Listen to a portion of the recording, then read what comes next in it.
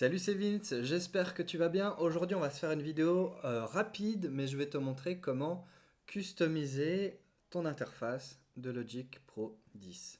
Lamusicien.fr, oh là là, c'est sexy.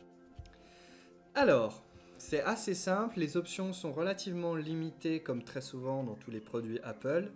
Le but, c'est que tu les utilises comme comme ils te les proposent et que tu ne t'intéresses pas à grand chose d'autre. Et que tu te concentres finalement sur l'usage pur et dur et pas à passer des heures à customiser. C'est une autre philosophie, certains diront que c'est trop fermé, machin. Il y a quand même quelques petites options qui vont te permettre d'agrémenter ton interface. Alors on va voir ça rapidement.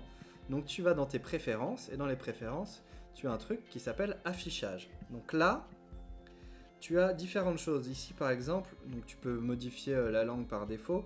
Là moi j'ai activé ces trois options là. Alors, on a grande police dans les menus locaux, c'est-à-dire que si je fais un clic droit, tu vois à peu près la taille des polices, c'est quand même relativement petit. Si jamais j'active cette option, tu vois que on a quand même pas mal augmenté la taille, donc ça permet d'être visuellement un peu plus clean, notamment sur des écrans Retina qui ont une bonne résolution, mais si tu veux, ça peut paraître un peu petit, notamment les polices et tout. Donc voilà, ça c'est une manière d'augmenter ça. Tu as la même chose pour l'inspecteur ici de région ou de piste. Si je l'active, voilà, tu as une plus grande police tout simplement. C'est plutôt pratique.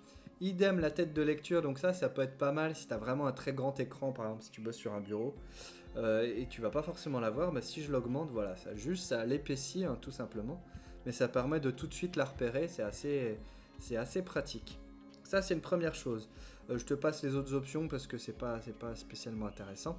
Une autre option, ça va être les options de piste. Alors, une option que j'aime beaucoup, c'est apparence, la progression des couleurs. C'est-à-dire que, en fait, quand tu vas par exemple charger tes pistes pour faire un mixage, que sais-je, ça va te permettre de faire une espèce de colorisation comme ça. Donc, ce que je vais faire, c'est que je vais charger des samples, et puis on va voir ça tout de suite. Hop. Voilà, par exemple, si je charge tout ça, ici sur une nouvelle piste, on va créer des pistes, et tu vois qu'en fait il a créé tout un code couleur comme ça, qui est assez cool parce que ça va vraiment te permettre de repérer les choses et de les identifier. Alors après, rien ne t'empêche de faire ta sélection, option C ou Alt C, et ensuite tu mets tout sous une couleur qui t'intéresse, etc. Mais c'est-à-dire qu'à chaque fois que tu vas ajouter de nouvelles pistes aussi, il va implémenter ce code couleur et légèrement le faire. Donc soit tu le mets à 96 couleurs, soit à 24 couleurs. 24 couleurs, il va y avoir moins de dégradés. Ça va être un peu plus basique, on va dire. Voilà. Alors, ensuite, tu as l'arrière-plan. Tu peux le choisir sombre ou lumineux. Donc tu vois que ça change complètement la lisibilité. C'est notamment des fois tu vois des screenshots de mecs qui ont fait ça et tu te demandes d'où ça vient. Ça vient de là. Personnellement, je suis pas très fan, mais rien ne t'empêche également de le personnaliser. C'est ni plus ni moins qu'un fader hein, qui va plus ou moins augmenter le truc. Moi, j'aime bien l'avoir en sombre. Par contre, ce que tu peux faire, c'est modifier le quadrillage de la grille. De base, il est en automatique, donc il est comme ça. Mais tu peux augmenter, si tu veux, l'intensité des couleurs de la grille pour t'y repérer un peu plus. Et donc, tu peux, par exemple, choisir des grilles horizontales qui ressortent bien, grilles verticales pas du tout, ou les deux, ou juste l'un, voilà. Moi, j'aime bien que les verticales ressortent pas mal. Donc moi je me mets peut-être dans un truc comme ça, voilà par exemple. Et tu peux comparer hein, et te dire ok. Voilà, ça c'est pas mal. Pour moi c'est pas mal. Mais voilà, après c'est vraiment du cas par cas et du détail. Et un truc qui est bien c'est les boucles grisées. Les boucles grisées en gros, hop. Si je mets une piste en boucle, une région en boucle, voilà elle est comme ça. Si j'active les boucles grisées, ça permet de tout de suite identifier finalement qu'est-ce qui est bouclé et qu'est-ce qui ne l'est pas.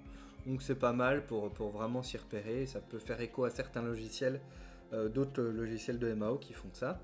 Donc ça, c'est à toi de voir si ça t'intéresse.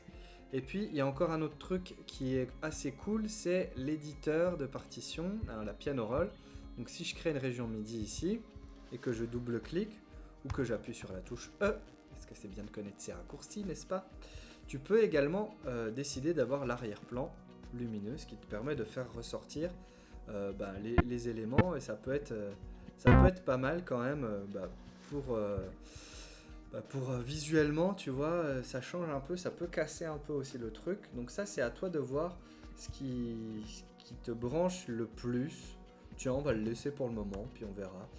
Ça peut, pareil, faire écho à d'autres logiciels. Donc, c'est des options qui sont, somme toute, assez basiques, mais qui te permettent comme ça de modifier un peu l'interface et en tout cas de la rapprocher un petit peu de ce qui peut te correspondre un peu plus. Moi, j'aime vraiment beaucoup, notamment les codes couleurs, c'est vraiment pratique. Mais là, tu vois, j'en ai mis que 24 et donc ça se répète assez rapidement. Voilà, ça fait un bel arc-en-ciel gay-friendly, on va dire. Du coup, tac, je vais supprimer mes 50 snares là, qui servent à rien. Par contre, ça, c'est des options inhérentes à Logic. Maintenant, il y a des logiciels, on va dire, qui te permettent de customiser totalement l'interface de Logic. Alors, je vais pas te faire la démo.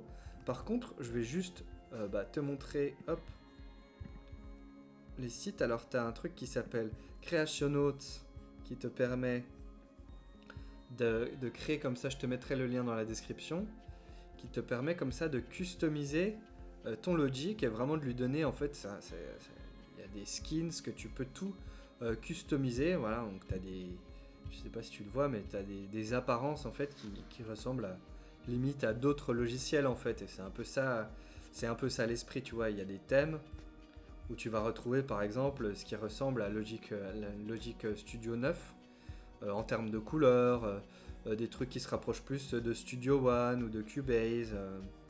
Voilà, et du coup ça te permet comme ça de vraiment de rentrer dans le corps du truc. Donc ça coûte 40$ et tu as une version un peu gratuite.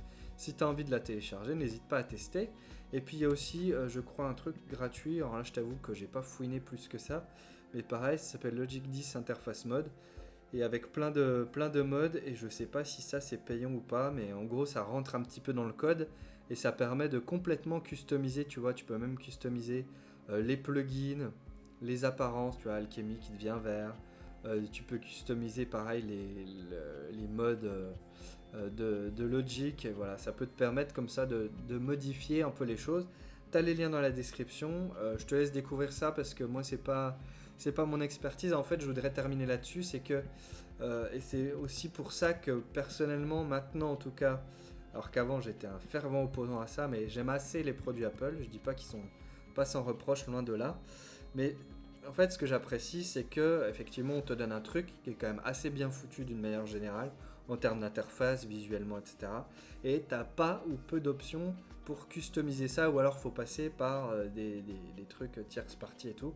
Et en fait, je trouve que c'est bien parce que ça te permet de te focus sur l'essentiel et finalement, une interface quelle qu'elle soit, c'est pas tant de vouloir la customiser à son image qui va faire qu'on va devenir à l'aise avec, c'est le temps qu'on va passer dessus et le temps que tu vas passer à chercher des skins, à modifier ton truc, à faire des mods pour changer chaque couleur de chaque machin et modifier la couleur du fader ou de la couleur du potard de panne, etc. C'est du temps que tu passes pas à faire de la musique et que tu passes pas à poncer l'interface et à finalement être à l'aise dans l'interface. Donc ces options-là, elles sont bien, c'est intéressant, c'est bien de connaître ça. Maintenant, je pense qu'il faut pas y passer plus de temps que ça. Pour moi, en tout cas, personnellement, hein, dans ma philosophie, ça relève plus du gadget qu'autre chose.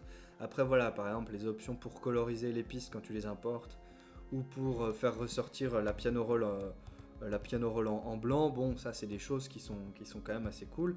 On pourra regretter que c'est assez limité, mais justement, c'est vraiment ça la philosophie d'Apple, peut-être en général, voilà, avec les défauts que ça comporte, mais tu peux pas le customiser, tu dois t'y faire, mais au moins, qu'est-ce que tu fais? Bah, tu passes pas ton temps à aller bidouiller des options, mais tu fais de la musique.